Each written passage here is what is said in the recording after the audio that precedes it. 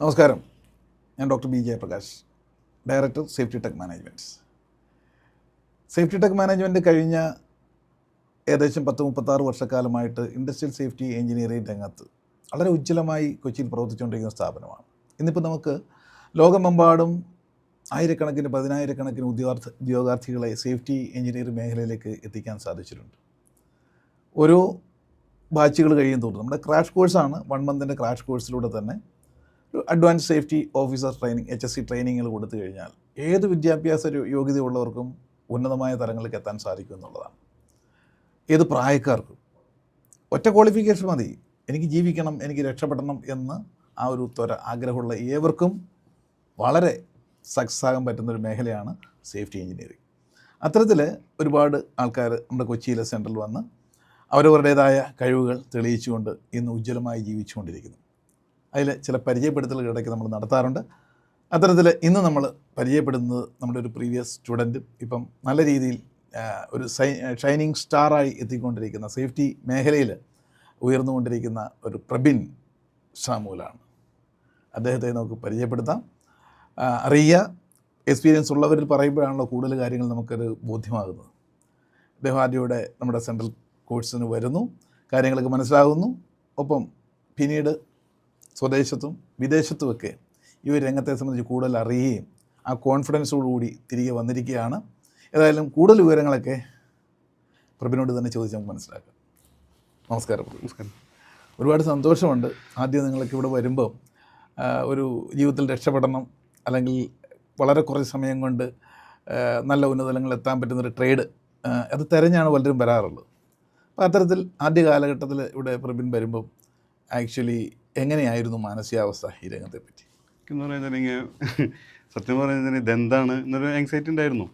അപ്പം നമ്മൾ കറക്റ്റായിട്ട് കാര്യങ്ങളെല്ലാം ഞാൻ കുറേ വട്ടം ടീച്ചറിൻ്റെ അടുത്ത് ഞാൻ ചോദിച്ചിട്ടുണ്ടായിരുന്നു. ഇതെങ്ങനെയാണ് കാര്യങ്ങൾ, നമുക്കിത് എന്താണെന്ന് അറിയില്ല. ടീച്ചർ കറക്റ്റായിട്ട് നമുക്ക് കാര്യങ്ങൾ പറഞ്ഞ് ഇന്ന കാര്യങ്ങളാണ്, ഇങ്ങനെ വന്ന് നിങ്ങൾ ചെയ്യൂ, നിങ്ങൾക്ക് എന്തായാലും ജോലി സക്സസ്ഫുള്ളായിരിക്കും, ഒരു കോൺഫിഡൻസ് ആളാണ് നമുക്ക് തന്നിട്ടുള്ളത്. പിന്നെ അതുപോലെ തന്നെ ഒരു മോട്ടിവേഷൻ.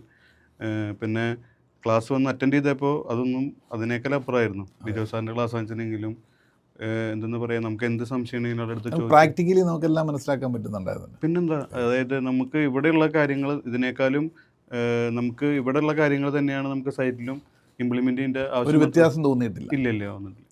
അതുപോലെ തന്നെ നമുക്ക് എന്ത് സംശയം ഉണ്ടെങ്കിലും ചോദിക്കാനും കാര്യങ്ങളൊക്കെ ആൻസറെങ്കിലും ആളും നമുക്ക് കോപ്പറേറ്റീവ് ആയിരുന്നു. ഓക്കെ. എത്ര ഏജ് ഉണ്ട്? എനിക്കിപ്പോൾ 39 വയസ്സായി. 19 വയസ്സായി. അപ്പോൾ അതിന് മുമ്പ് അക്കാഡമിക്കലി എന്തൊക്കെയാണ് പഠിച്ചിരുന്നത്? ഞാൻ ഡിഗ്രി കഴിഞ്ഞിട്ടുണ്ടായിരുന്നതാണ്. പിന്നെ 3 കൊല്ലം ഞാൻ ബഹ്റൈനിൽ വർക്ക് ചെയ്തിട്ടുണ്ടായിരുന്നു. ഓക്കെ. ഞാൻ അക്കൗണ്ട്സ് ഫീൽഡിലായിരുന്നു. ഓ ശരി. പിന്നെ അത് കഴിഞ്ഞിട്ടാണ് ഞാൻ പിന്നെ എന്തുകൊണ്ട് സേഫ്റ്റിയിലോട്ടൊന്ന് സ്വിച്ച് ചെയ്യണമെന്ന് വിചാരിച്ചു? സേഫ്റ്റി ഇതേപോലെ നമ്മുടെ സുഹൃത്തുക്കൾ പറഞ്ഞു, നല്ല പ്രൊഫഷനാണ്, അതൊന്ന് മാറ്റി പിടിച്ച് നോക്കൂ എന്നൊക്കെ എന്നോട് പറഞ്ഞു. അപ്പോൾ നമുക്കിത് എവിടെ ചേർന്നതെന്ന കാര്യങ്ങൾ അറിഞ്ഞിരുന്നില്ല. പിന്നെ നമ്മളൊരു ഫ്രണ്ട് ഇങ്ങനെ സജക്റ്റ് ചെയ്തിട്ടാണ് എനിക്ക് സംശയം ഉണ്ടായിരുന്നു ഇതെന്താന്നുള്ളത്. പിന്നെ അവസാനം നമ്മൾ കുറേ വട്ടം ചോദിച്ച് കാര്യങ്ങൾ മനസ്സിലാക്കി. പിന്നെ അതുപോലെ തന്നെ എല്ലാ കാര്യങ്ങളും കഴിഞ്ഞിട്ട് ഞാൻ പിന്നെ നിസാനിൽ വർക്ക് ചെയ്തു. നമ്മുടെ മദ്രാസിൽ വർക്ക് ചെയ്തു നിസാനിൽ ഒരു 7 മാസം കഴിഞ്ഞ്. അത് കഴിഞ്ഞിട്ട് പിന്നെ ഇപ്പോൾ ഖത്തറിൽ പോയിട്ട് അല്ല, ഈ നിസാനിൽ വർക്ക് ചെയ്യുന്ന എന്തായിട്ടായിരുന്നു വർക്ക് ചെയ്തത്? സേഫ്റ്റി സൂപ്പർവൈസർ ആയിട്ട്. അത് നമ്മുടെ ഇവിടുത്തെ കോഴ്സ് കഴിഞ്ഞിട്ടാണ്? അതെ. അവിടെ ബഹ്റൈനിൽ നിന്ന് ഇവിടെ വന്ന് കോഴ്സ് ചെയ്തു? അത് തന്നെ. അത് കഴിഞ്ഞതിൻ്റെ ശേഷമാണ് നമ്മൾ അവിടെ വർക്ക് ചെയ്തത്. ഓക്കെ. നിസാനിൽ സേഫ്റ്റിയിലേക്ക് ജോയിൻ ചെയ്യുമ്പം മുമ്പ് പരിചയമില്ലാത്ത ഒരു ട്രേഡല്ലേ? അതെ, പ്ലാൻ ആയിരുന്നു. അപ്പോൾ എന്തെങ്കിലും അപരിചിതത്വം വല്ലതും തോന്നിയിരുന്നോ? നമുക്കിവിടെ പഠിച്ചിട്ടുള്ള കാര്യങ്ങൾ തന്നെയായിരുന്നു അവിടെ നമുക്ക് വന്നിട്ടുണ്ടായിരുന്നത്. അത് ഇപ്പം നമ്മൾ പെർമിറ്റ് എടുക്കാൻ വെച്ചിട്ടുണ്ടെങ്കിൽ അതിലെ പ്രൊസീജിയറുകൾ അങ്ങോട്ട് വ്യത്യാസങ്ങളുണ്ട്. നമുക്ക് ഒരു 2 ദിവസത്തെ ഒരു ബുദ്ധിമുട്ട് വ്യത്യാസം ഉണ്ടായിരുന്നു. പക്ഷേ നമ്മളത് 2 ദിവസം കൊണ്ട് അതിൻ്റെ ഫോർമാറ്റ് നമ്മൾ മനസ്സിലാക്കി കഴിഞ്ഞിട്ടുണ്ടെങ്കിൽ നമുക്ക് പിന്നെ സിമ്പിളായിരുന്നു. പെർമിറ്റ് എടുക്കാൻ വെച്ചിട്ടുണ്ടെങ്കിലും നമുക്ക് പിന്നെ വർക്കിൻ്റെ അധികം പ്രഷർ വരുന്നില്ല. നമുക്ക് വർക്കേഴ്സിൻ്റെ സേഫ്റ്റി നോക്കുക, പിന്നെ വർക്ക് എന്താണെന്ന് മനസ്സിലാക്കുക, അവർ ചോദിച്ചു കഴിഞ്ഞിട്ടുണ്ടെങ്കിൽ നമ്മളത് പറഞ്ഞ് മനസ്സിലാക്കുക, സൈറ്റ് നമ്മൾ ഈ പെർമിറ്റിലുള്ള കാര്യങ്ങൾ നമ്മൾ ഇംപ്ലിമെൻറ്റ് ചെയ്യുന്നത് നോക്കുക, ഇതൊക്കെ നമുക്ക് വർക്ക് വരുന്നില്ല. അല്ലാണ്ട് നമുക്ക് വേറെ ഹാർഡ് വർക്കായിട്ട് നമുക്കൊന്നും വരുന്നില്ല. അതായത് നമുക്ക് സാധാരണ ആൾക്കാർ ഭയപ്പെടുന്ന പോലെ പ്രാക്ടിക്കൽ അറിയില്ല എന്നുള്ള ഭയം ഉണ്ടായിരുന്നില്ല? അതൊന്നും അങ്ങനത്തെ ഒരു പ്രശ്നം ഉണ്ടായിരുന്നില്ല. അത് ഇവിടെ നമ്മൾ കോഴ്സ് എത്ര നാളത്തെ എടുത്ത്? 1 മാസത്തെ 1 മന്ത്.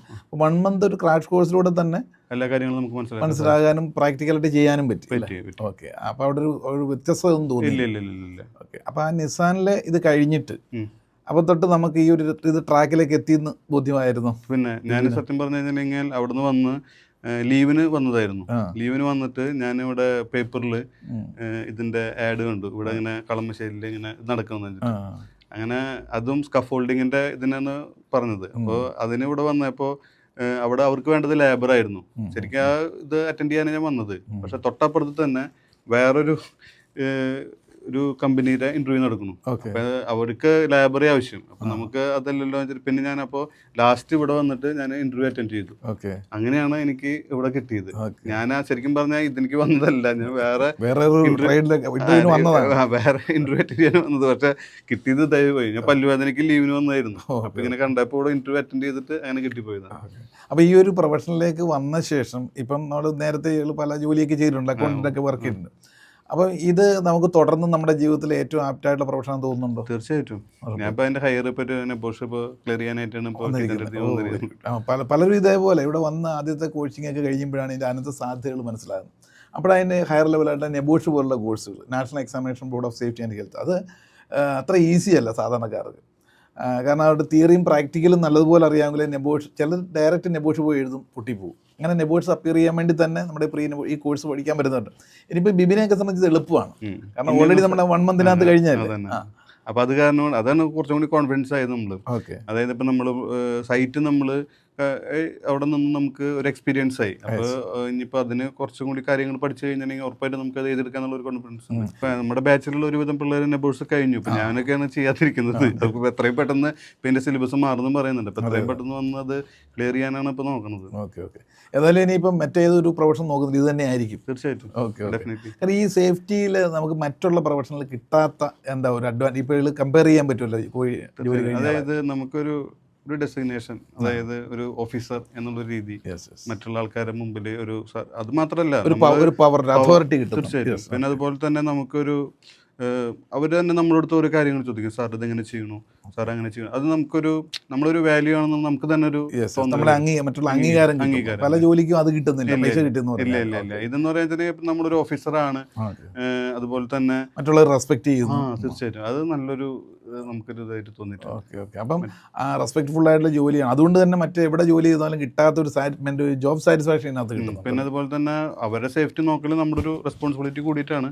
അതും നമ്മുടെ ഒരു ഉത്തരവാദിത്തമാണ്. കാരണം അവർക്കൊന്നും സംഭവിക്കരുതെന്നും വർക്ക് നന്നായി ക്ലിയർ ചെയ്ത് പോകണം എന്നുള്ളതും അതും നമ്മുടെ ഒരു ഇതായിട്ട് വരുന്നതാണ്. അപ്പോൾ ഇനി ഇത് കഴിഞ്ഞിട്ട് ഇന്ത്യയിൽ വർക്ക് ചെയ്ത് കഴിഞ്ഞിട്ട് പിന്നെ പുറത്തോട്ട് എവിടെയെങ്കിലും പോയിരുന്നു? അത് ഇതേ ഫീൽഡിൽ തന്നെ ഇന്ത്യയിൽ വേറെ ഇല്ല. ഞാൻ മദ്രാസിൽ മാത്രം തന്നെയാണ്. മദ്രാസ് കഴിഞ്ഞിട്ട് പുറത്ത് ഇല്ല. അപ്പോൾ ഇവിടെ ഇന്ത്യയിൽ ഇപ്പോൾ ആദ്യം ഫസ്റ്റ് എക്സ്പീരിയൻസ് ആണ് ഈ അടുത്ത ഇതിലേക്ക് പോകാൻ പോകുന്നത്. നെബോഷ് കഴിഞ്ഞിട്ട് ഓക്കെ. അപ്പം നെബോഷ് കഴിഞ്ഞിട്ട് ഇനിയും പോയെന്ന് പറഞ്ഞാൽ തന്നെ നമുക്ക് നല്ല ഭംഗിയായ രീതിയിൽ തന്നെ ഈ രംഗം നമ്മുടെ ജീവിതത്തിൻ്റെ ഭാഗമാക്കാൻ തന്നെ തീരുമാനിച്ചിരിക്കും. തീർച്ചയായിട്ടും. ഓക്കെ. അപ്പോൾ ഇതേപോലെ പഠിക്കാൻ ആഗ്രഹിക്കുന്നവരോട്, ഈ രംഗത്ത് കടന്നു വരാൻ ആഗ്രഹിക്കുന്നവരോട്, എക്സ്പീരിയൻസ് ഉള്ള, ഇവിടെ പഠിച്ച് എക്സ്പീരിയൻസ് ഉള്ള ജോലി നേടിയ വ്യക്തി എന്നുള്ള നിലയ്ക്ക് എന്താ പറയാനുള്ളത്? തീർച്ചയായിട്ടും നിങ്ങൾ ഈ കോഴ്സ് ചെയ്യണം. ചെയ്തിട്ട് അതിൻ്റെ റിസൾട്ട് നിങ്ങൾക്ക് ഉറപ്പായിട്ടും കിട്ടും. കാരണം അതിനുള്ളൊരു സാക്ഷ്യം കൂടിയിട്ടാണ് ഞാൻ. കാരണം നമ്മൾ അത്രയും ഇതായിട്ട് നമ്മുടെ വൈഫാണ് നമ്മുടെ പ്രചോദനമായിട്ടാണ് ഞാൻ വന്നിട്ടുള്ളത്. അപ്പോൾ തീർച്ചയായിട്ടും ഞാൻ പറയാൻ വെച്ചിട്ടുണ്ടെങ്കിൽ നിങ്ങൾ ഉറപ്പായിട്ടും നിങ്ങൾ ചെയ്ത് കഴിഞ്ഞാൽ അതിൻ്റെ റിസൾട്ട് നിങ്ങൾക്ക് ഉറപ്പായിട്ടും കിട്ടും. അത് മാത്രമാണ് എനിക്ക് ഗ്യാരണ്ടി തരാൻ പറ്റുള്ളൂ. ഓക്കെ. All the best. എല്ലാ അനുഗ്രഹങ്ങളും. Thank you.